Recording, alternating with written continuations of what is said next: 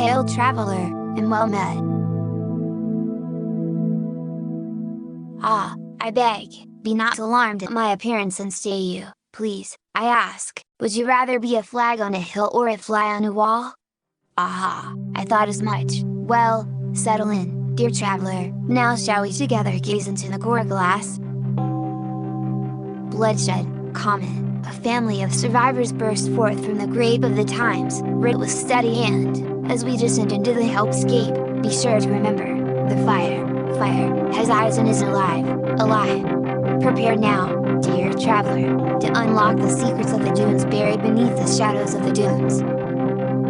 We begin deep within the bowels of the country, USA, Junior, October 12, 2012, beyond the haunted hot dog hairway rests colossal cowboy project Big Tex, who has waved, greeted, and jittered to and fro for the betterment of the denizens of Texas State Fair for over 1,000 Raytheons. But on this day, a wry ritual is wont to transpire. Citizen GWB, grand proprietor of the chemical corporation Arbust, who propagates a sprawling circle of switchgrass surrounding our fair park. The purpose, purportedly, to summon some sort of sexy Stonehenge, or at least several sexy rock formations, known in the paranormal community as surfs. These surfs were to be used in order to rouse Big Tex from its stupor, in a further effort towards siring a progeny that GWB, wielding the vast resources of Arbusto, can mold towards his and its own ends.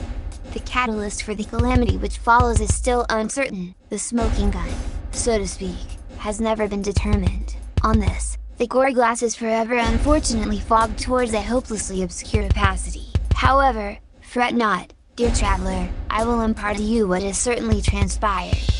Upon the onset of the bloodshed requested by GWB's ritual specialists, some spark, ember, or lap of flame met the bountiful blades of the energy-rich biomass, for as we all know, switchgrass is an ever-gluten golden goose for phytoremediation, biosequestration, and alternative fuel. Screw job, sabotage, freak accident, no one can say, Nenem would not dare. The fire acted with autonomous will, it arched like lightning through the switchgrass circle, and at the point of its own convergence, this could be fiery or a boar slept into the lap of that highly held for himself, the Big Texan, Big Tex. Remember, the fire had eyes and was alive. But this is only the very beginning of our sordid tale. Right now we must move down the haunted hot dog hairway, across the vast hellscape, and into the very heart of deep downtown Dallas, for what stands stalwart here, beaming brightly and hotly, dear traveler, 'tis the famed Keyhole Building. Forever scraping the blindingly bright southern skies amongst its reflective, postmodern architectural kinfolk, this Keyhole Building is known for its rounded top and distinctive cutout keyhole shape punched straight through the penthouse suite. The exact identity of the leaseholder for this fabled penthouse suite at the time of Big Tex's hot demise has unfortunately been scrubbed from the record. What is known, however, is that on October 12, 2012, a prismatic crystalline lattice had been fixed or enmeshed within the inner perimeter of this fated keyhole. Here the burning image of Big Tex is fixed in this crystalline lens, and focused by the intricate lattice, past the shanties of blackout curtained cubicles locked inside the building's penthouse suite, past the Earth's atmosphere, straight through this lightning-coated reality matrix you know as the simulacra stereorama, straight into the antenna-like tree of Jason nested right on top of the enigmatic and sinister research compound, the underbase, itself submerged deep beneath the sulfur surface of Life Lake, which itself is hidden in the bellows of the shadow of the dunes on the satellite known as Wormwood, which, itself, was, on October 12, 2012, lurking behind the planet that you, dear traveler, probably still call Saturn. The Underbase was a collaborative research compound initiated by a consortium of several shadow conglomerates, namely the Jason Society and the Aviary. As hallowed as it was secretive, the facility was led by Manisa, a dichotomous ghost created from two ancient stone statues, which were named Vanessa and Melissa. One stone represented the Jason Society, the other the Aviary, and as such, one stone always told the truth, while the other always told lies. A sprawling and terrible history could be exposited about the underbase concerning its impossibly vacuous and labyrinthine substructures and the complexly evil experiments conducted therein, but, for now, I will only concern you with this one, and the one that resulted in mine own inception. Our divergence has lasted long enough, let us return to my depiction of the fire. Needless to say, the beam of energy derived from Big Tech's immolation was not expected by those at the underbase. What resulted was an enormous surge of power and a total overload of all dependent systems. This is significant because, while GWB and Darbusto were attempting to sire their own Big Tech saturation through magic rites, the underbase harnessed chemistry in an effort to achieve the same ends. In the instant that the beam struck the underbase, 3 large glass cylinders were shattered, flooding the laboratory with brown chemical clone compound goo, and prematurely vitalizing the cybernetic solar clone sense of the Big Techs in itself. Awoke, smothered in grief's gravy and surrounded by the torn-up devices and shortlingos to former Comp Sci majors, these 3 unique boys began their journey of woe and misery, and the hellscape will never be the same. The time has come to meet the clones. First comes Solid, Gub, Hard, Major, Dex, the eldest clone, Cancer and Cobwebs. Next is Vapor, Erlking, Firm, Patch, Dex, the middle brother, Chemicals and Concepts, pulling up the rear. Here comes Liquid, Lylesburg, Soft, Minor, Dex, Youngest Dex, Cabins and Cartoons.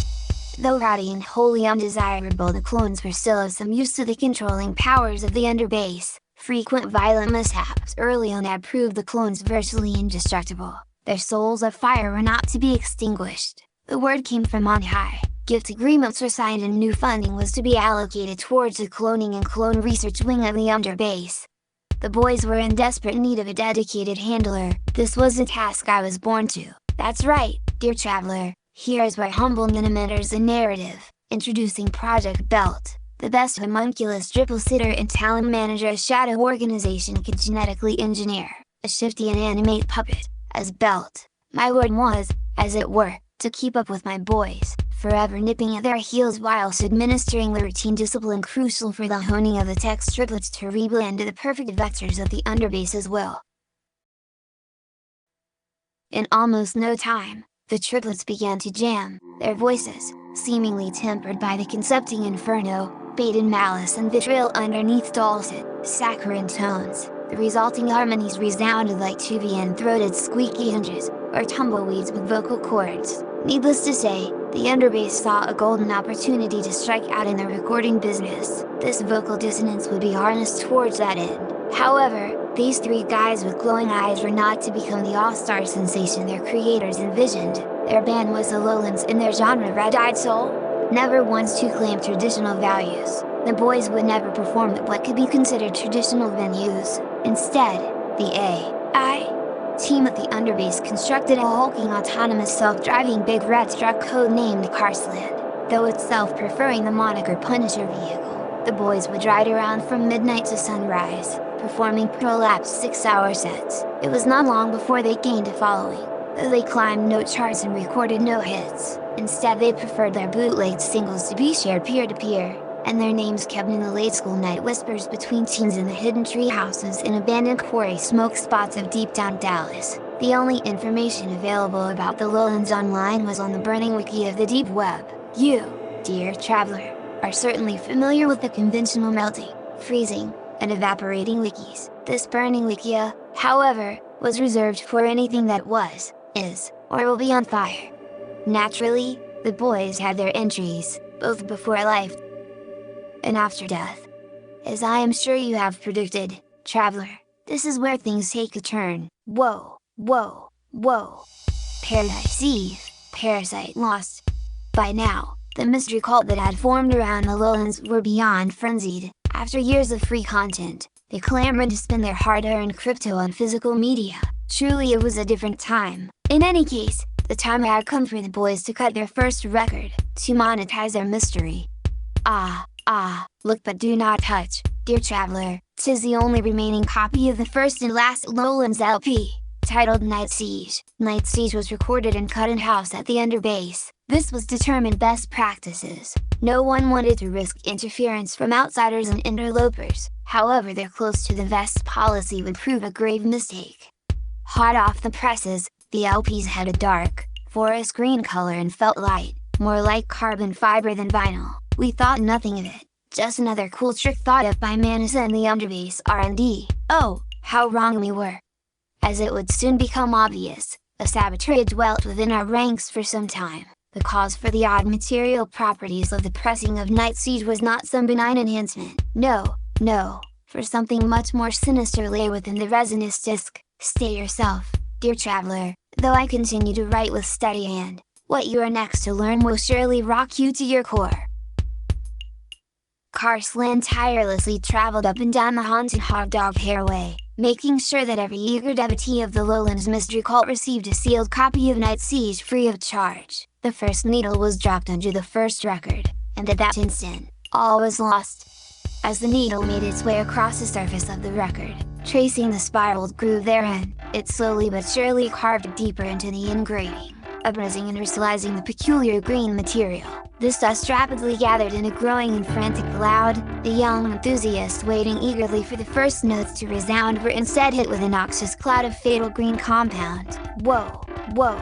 To those betrayed enthusiasts, for at the very moment of their cursed inhalation, their forms resolved themselves to viridian ash and waste, red-pilled into green dust. The contagion did not stop there, dear traveler. Slowly but surely the growing green mists fogged over the entire hellscape. Fingers were pointed, first at poor innocent Ilking Tex, whose innate interest in chemicals and concepts damned him in the eyes of those left at the Underbass. It would not be long before the Underbass infernal affairs emerged from their trapdoors, dragging poor Ilking Tex down into the unknown depths of whatever dimension is called their domain, all while the poor undead clone rasped desperately of his innocence. Soon after, it were to be poor Cub who would next receive the rub. Convinced of his fat brother's innocence, Cub traveled to and fro across the hellscape on foot, visiting each and every dwelling so previously occupied by one of the Lowlands mystery cult members whose poor souls were to receive those cruel cursed copies of the Night Siege LP. His cursed clone body and soul of fire protected Cub and, indeed, his two kindred King and Lylesburg from the toxic airborne event. Dear Cub must have found something damnable amongst the green ash dust that keepsakes and litter of those special few Lowlands fanatics, for it surely sealed his fate. A frantic communication came from Cub to me, dear traveler, and before the eldest clone of the big Texan could unmask the culprit over the airwaves, the unmistakable sound of a Hemi V80 engine, and then nothing more. Those fingers of fate had curled around dear sweet Cub, and, after tracing the origins of his last broadcast, Lylesburg and I, your narrator Ninum, still known as Belt, absconded in Carsland Punisher vehicle, with the advance for the next Lowlands record of course. We arrived at the location, only to be met with Cub's quartered corpse strewn across the hairway. Poor Cub. It is said his emaciated torso can still be seen jittering in puddles of oil and rainwater if one looks for it whenever there's a full moon during Texas. Oh! You? Weakened. Still reeling from the shock of the sight of siblings slaughtering, Lylesburg went catatonic. For me, dear traveler, this was where everything clicked. That unspeakable revving right before Cub's communication cut off. Only one could be so calculated and cunning, for it was truly Carsland Punisher vehicle who, wanting punishment for his inceptors and their cruel practices, took it upon itself to destroy the Underbass from the outside in. The Lowlands, and even I, were just pitiful prawns battered and fried as snack sacrifices in the big red truck's bigger battle come fearsome feast.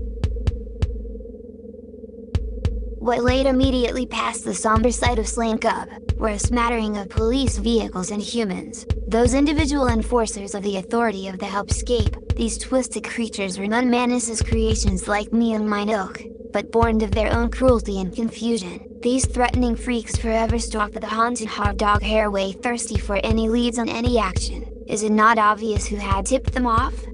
I had to think fast, dear traveler, for if either Lylesburg or I were caught, it would surely be the undoing of the Underbass, though my allegiance to such was rapidly reducing. For was it not the Underbass who abducted poor Elking with no hope of ever escaping? Did they not also create the mad Carsland, who had only moments ago delivered us a fate worse than death? No, Dear Traveler, my final act as Ward of the Lowlands was to activate previously unmentioned manual override of the dastardly Carsland, and perform the strongest stomp of the brakes ever attempted. The result was this: Lylesburg was ejected with such force from the windshield that he would never be found again, by those forces of man or the surely unraveling underbase. I cannot say, for certain, dear Traveler, what ultimately became of dear Lylesburg. I like to imagine him living on some log in the woods, resting peacefully with a small frog or something. This I thought of while I, Belt, and Carsland were taken into police custody. Both of us were unlike sights ever seen by their beady, dull eyes, and it was not long before both Carsland and I were sent upstream to even longer, and more obscure, long arms of the law. Good kids heard me. Upon apprehension, the fail-safe protocols endowed unto me by my creators at the underbase kicked in. At this point, all memories, sense of self was lost to me. Certain secrets, you see dear Traveler, concerning the underbase proper as well as its surplus of energy treasure had to be protected. From now on the form of life known as Belt was dead and men were born. From now on, incarcerated, I was visited upon by world-renowned mentalists and storytellers, in effort to crack the proverbial code. Text crawls, my helper, my great deliverer. Long after my initial imprisonment and the grueling hours of grilling I had incurred, I met mine own safecracker, a special agent. Special Agent Rose soon visited me with his pink-colored notebook. Soon after, Ninum finally began to speak. At first, I could only respond to questions with a positive answer. Replies been negative, were only met with silence and a wry smile on the fanged lips of your dear, sweet Ninum. Ground was broken, and to my cell did spring wholly a host of sensationalists and sycophants. As Roe worked without reward on his labor drought of intensive questioning, we were frequently interrupted by this regime of new guests making use of the veritable revolving portal of mine own quarters, one of whom, a prominent human filmmaker from a realm exterior to the hellscape known as the Wooded Hall, was, given its stature, access to both my form and Rose pink notebook. Out of this exposure did arrive a film deemed popular by, I am assuming, the like of you, dear Traveler. You might be shocked to hear that the family classic, Drivers 2, Sacrifice was heavily informed by mine own story. Ta-ha, ta-ha, ta-ha. Though the recollection of Belt continued to fade and fade away, Ninum would echo his call, a being of stuffing and armature. Ninum were not to perish. Ollie, Ollie, oxen free, Ollie, Ollie, oxen free, sings out Belt far and farther still from the vanishing point. Special Agent Rose interrogations continued, though his physical form were to age, and eventually expire. In time Roe and I would not only unravel the story of the Lowlands and Belt, but the totality of human history. For in time, it were proven that humanity and its hegemonies would prove hapless in containing the contagion unloosened by the duplicitous Carsland Punisher vehicle, who, from the onset of his captivity was given to heaps of torture, probing, and dismantling, the likes not even poor Ninum could conceive. Raytheon after Raytheon rolled on, and as such, the contents of Rose's notebook grew as elaborate and cryptic as the now vacant halls of the underbase. As humanity proved no impediment, the emerald miasma continued its diffuse destruction across the hellscape and beyond. Lights lay low, though a life's work of record-keeping Special Agent Roe would too fall to the verdant mist, survived by his now complex and mystical pink-spiraled notebook. A splinter in the mind's eye, it has been said, by me, dear Traveler, that at the end of his life Rose's notebook took on a soul of fire all its own, unbounded from its original form of ubiquitous pink and spiraled notebook. The information it portended began to change the matter of purveyance itself. Rose's book digitized itself into compact form, a flattened holographic disc, now known as Rose's book. The hellscape itself would soon crumble into a swirling orb of green gas, with all tasks completed. Even yours truly, dear Ninum, would expire. The only survivor of the calamity would be its creator, the now repentant Carsland Punished vehicle, enswirled with self-imposed mystic chains, and, containing Rose's book and its 6 CD disc changer, Carsland, now calling itself the World Car, would propel itself errantly and aimlessly far beyond lightning-coded reality matrix you know as the simulacra stereorama, and towards a failsafe megastructure long forgotten by even Manus and the underbase, charged with the insurmountable knowledge of human and hellscape history contained by Rose's book. the world car would labor endlessly around and around this titanic disk, etching into its own continuation of our story, on and on, or at least, until it runs out of gas.